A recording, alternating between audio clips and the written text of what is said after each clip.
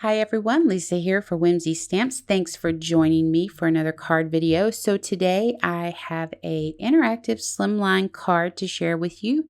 Now, in an attempt to keep the time down on the video, I've already done all the die cutting off screen, but we're going to walk through this whole process. So let's get started. I have a piece of Bristol smooth paper here that I've cut to 3 1/4 inches by 8 1/2 inches.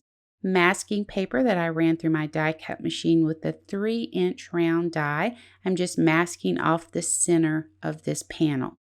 Some quick ink blending with Distress Oxides, Black Soot, Chip Sapphire, Blueprint Sketch, and Speckled Egg. Nothing fancy going on here, just some simple ink blending. Next up, we're going to go ahead and watercolor the moon, and I want to show you how to do a more realistic looking moon watercoloring with Distress Oxides. So you're going to notice when I start to lay down the water, I kind of leave a little gap between the edge and where I'm laying the water down. That's just so I don't mess up my ink blended background. So I've laid down some clean water where I want to go in with this gray Hickory Smoke Distress Oxide ink, and I just take and smush the ink down on my mat so I can pick it up easily with my paintbrush. And this is just a number 8 round watercolor brush. And then I just start adding the ink to the area where I laid down the clean water.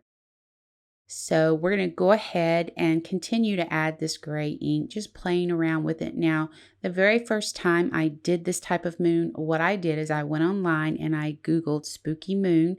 I found a picture and I just did the best I could to make my moon look as close as possible to that. So give it a try. It's actually really fun and it's really relaxing. Once we get through with the gray ink, we're going to move into the squeezed lemonade Distress Oxide, and we're going to fill in the white area there in the moon. Now, one thing I want to tell you is that the yellow ink probably will bleed into the gray ink because I didn't let the gray ink dry.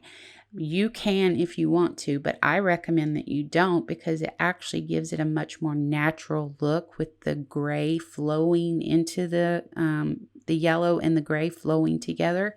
I like that look. It looks natural. So, and you'll see me putting some of this yellow over in the gray area as well. So now we're ready to move into our interactive part. One thing I want to say real quick is you need to let this panel dry completely. Now you can dry it with your heat tool, that's perfectly fine, but just make sure it's dry before you start running it through your die cut machine. Okay, interactive. This is the track that I'm using. This is from the Whimsy Stamps curved kinetic dies. And I'm just marking where I need my tracks to go. Now you'll notice that black cardstock, that is just cardstock I ran through my die cut machine with the grass border dies from Whimsy.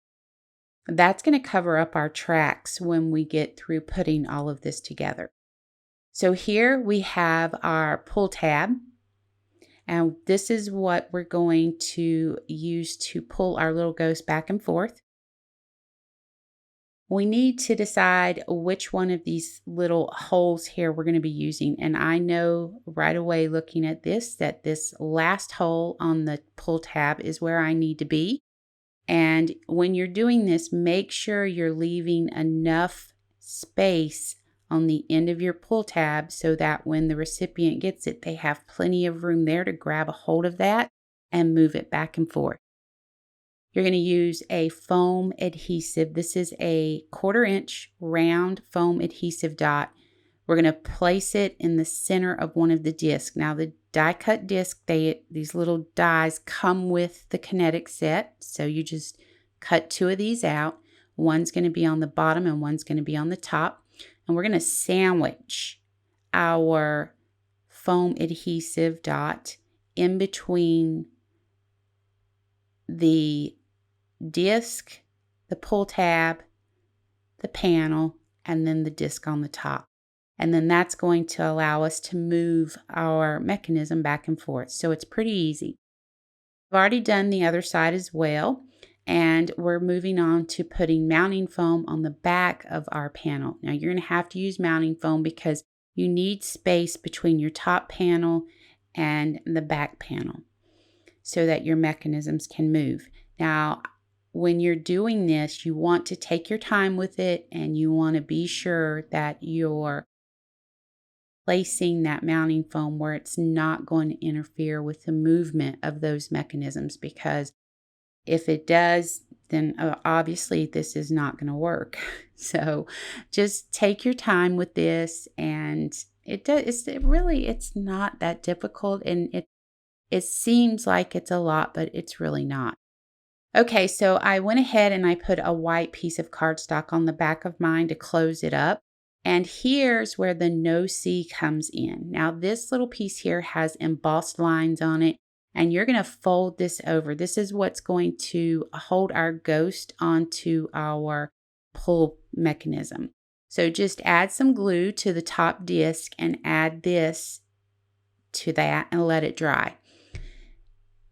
Just remember that when you're folding that piece over, you want to make sure that you're giving yourself enough room to clear whatever it is you're using to cover up the tracks. So like for me, it's the die cut grass here. And when I fold that over, I have to make sure that there's enough allowance room for my stuff to still move freely. So you're always going back and checking to make sure everything's moving freely and you're not going to have any problems. Now, again, with the mounting foam, just make sure that it's not interfering with the movement. We'll go ahead and add this piece to our front of our card, and we have everything done for our interactive part. We just have to decorate it now. So like I said at the beginning of the video, I wanted to keep this to time to a minimum. So what I did was I went ahead, I'm going to show you how you just glue your ghost on to the tabs here. And I'm going to show you the end of the card. It's just a matter of doing some die cutting with the Build a Graveyard die set. That's new from Whimsy. And I used the Boo Ghost die set. That's new this year as well. These ghosts are from that set. And I did some die cutting and a tiny little bit of stamping with the Grave Epitaphs stamp set onto my headstones. Added all of that to my card to decorate the front of it, and that's all it took. I love the way this turned out. Now I do come in here at the end and I use my Stardust Jelly Roll pen and I add tiny little dots all over the sky to make it look like it's stars, and that Stardust pen is just absolutely amazing. I love my Jelly Roll pens. So here's our interactive slimline card, double interactive slimline card. Don't forget that. I hope you guys enjoyed the video. If you have any questions at all about how this works, please do not hesitate to leave a comment below, or you can hop over to my website and you can email me straight through my website. It's listed in the description box. Anytime that I do a video for you guys and you're confused about something or I confused you, just send me an email and I will answer you as soon as I can. So I appreciate you joining me. I hope you enjoyed the video, and hit that subscribe button, click the bell to be notified of the new content coming to the channel. And for more information on the products, you can head over to the Whimsy Stamps website. I have those linked below for you. Take care and have a great day.